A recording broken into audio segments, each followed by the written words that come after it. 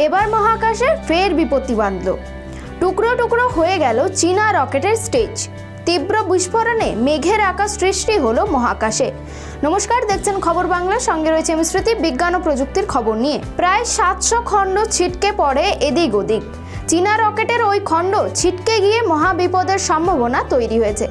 পৃথিবীকে ঘিরে থাকা প্রায় 1000 কৃত্রিম উপগ্রহ এবং অন্যান্য বস্তুর মধ্যে সংঘর্ষ বাঁধার উপক্রম হয়েছে এই মুহূর্তে।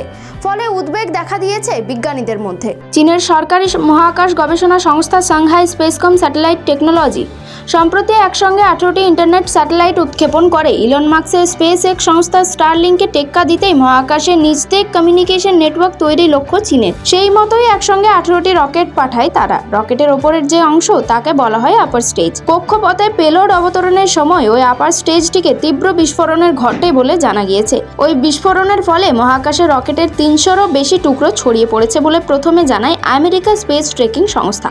কিন্তু হিসেব নিকেশ করে সেই সংখ্যা বেড়ে 1000 ছড়িয়ে যায়। প্রায় 800 কিলোমিটার উচ্চতায় ধ্বংসস্তূপের ওই মেঘ জমে রয়েছে বলে জানা গিয়েছে। বিজ্ঞানীরা জানিয়েছেন আগামী কয়েক বছর মহাকাশে বিরাজমান থাকবে ওই ধ্বংসস্তূপ, যা পৃথিবীর নিম্ন কক্ষপথে থাকে স্যাটেলাইট এবং অন্য বস্তুগুলির জন্য বিপজ্জনক বলে দাবি তাদের। ঠিক কী কারণে এই বিস্ফোরণ ঘটল তার কারণ এখনও পর্যন্ত স্পষ্ট নয়।